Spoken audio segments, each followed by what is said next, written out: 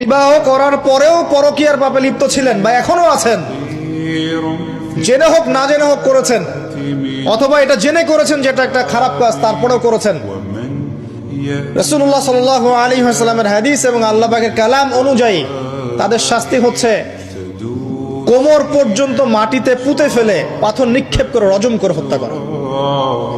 Islamic যদি কোনো রাষ্ট্র থাকতো বা এটা যদি হতো বা এটা যদি ইমামুল মাহদির যুগ হতো বা ওমর রাদিয়াল্লাহু আনহুর যুগ হতো, তাহলে এই শাস্তির বাইরে আপনি চলতে পারতেন না যদি এটা প্রমাণ হতো।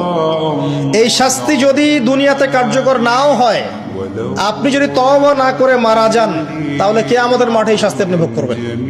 খুব মজা লাগছে পরকীয়া করতে।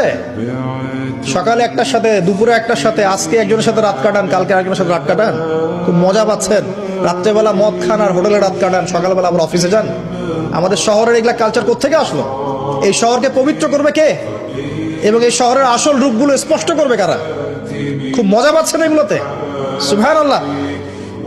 একটা বিষয় বুঝাই, ইসলামে কেসাস আছে। কেসাস, মনে করেন আমাকে কেউ হত্যা করেছে, আপনি তাকে হত্যা করতে পারবেন।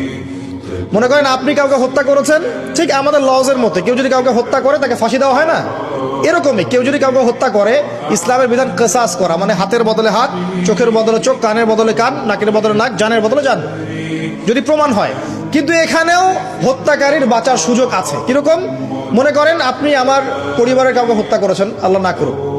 এখন আপনি এসে আমাকে ক্ষমা চাচ্ছেন যে আমার ভুল হয়ে গেছে, আমি রক্তপণ দিব, আমাকে মাফ করে দেন।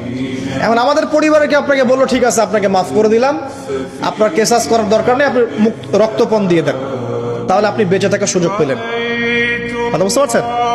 একটা হচ্ছে মুরতাদ। মনে করেন কেউ ইসলামের কিছু বিষয়কে অস্বীকার করেছে, তাকে জেলখানায় বন্দি করে রাখা হবে, সুযোগ দেওয়া হবে যে আপনি কি এগুলো জেনে শুনে বলেছেন নাকি এর উপর অটল থাকবেন না ফিরে আসবেন। সে যদি বলে না আমি তওবা করলাম, আমি এগুলো থেকে ফিরে আসলাম, ও বেঁচে থাকার অধিকার পেয়ে গেল। কিন্তু বিবাহিত ব্যক্তি যারা ব্যভিচার করেছে, বিবাহিত ছেলে বা মেয়ে ব্যভিচার করেছে, তওবা করে যদি ফিরেও আসে, রজমের শাস্তি থেকে বাঁচার কোনো সুযোগ নেই। বুঝতে পারছি না? একজন মহিলার কথা বলি তাহলে বুঝতে পারবেন। এটা একজন মহিলা সাহাবীর ক্ষেত্রেও হয়েছে, একজন পুরুষ সাহাবীর ক্ষেত্রেও হয়েছে। আচ্ছা, পুরুষ সাহাবীর কথা বাদ দিয়ে মহিলা সাহাবীর কথাটা বলি। মহিলা সাহাবী এসেছেন, এসে নবীজিকে বলছেন ইয়া রাসূলুল্লাহ তাহিরনি, আমাকে পবিত্র করুন, আমি একটা অন্যায় করেছি, আমি বিশাল একটা অন্যায় করেছি। নবী সাল্লাল্লাহু আলাইহি ওয়াসাল্লাম বলছে কি করেছো তুমি? তখন সে বলছে আমি জিনা করেছি। নবী সাল্লাল্লাহু আলাইহি ওয়াসাল্লাম বলছেন বাসায় যাও, বাসায় গিয়ে আল্লাহর কাছে তওবা করো, আল্লাহ পাক মাফ করে দিবেন। নবীজি এটাকে হাইড করতে চাচ্ছেন। কারণ কি? যখন আপনি কেস আদালতে নিয়ে যাবেন তখন তো উপায় নাই, আপনাকে তো বিচার করতেই হবে। তুমি বাসায় ফিরে যাও, তওবা করো, আল্লাহ মাফ করে দিবেন। সে মহিলা নাছোড়বান্দা, না আমার বিচার করে দেন, আমার বিচার করে দেন, পরকালে আমি শাস্তি পেতে চাই না, দুনিয়াতে আমার বিচার করে দেন। নবী সাল্লাল্লাহু আলাইহি ওয়াসাল্লাম বলছে তুমি কি গর্ভবতী হয়েছো? হ্যাঁ, জেনার কারণে আমি গর্ভবতী হয়ে গেছি। এরকম হচ্ছে না এখন? আর যে অ্যাবর্শন করছে না ওই যে ক্লিনিকে গিয়ে, এটাও ট্রেন্ড হয়ে গেছে। হইল, সমস্যা কোথায়? কি এমন হয়েছে? আমার কি ক্যারিয়ার নষ্ট হয়ে গেছে?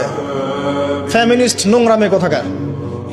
তারপরে এই মেয়ে বলছে হ্যাঁ আমি গর্ভবতী হয়েছি ইয়া রাসূলুল্লাহ।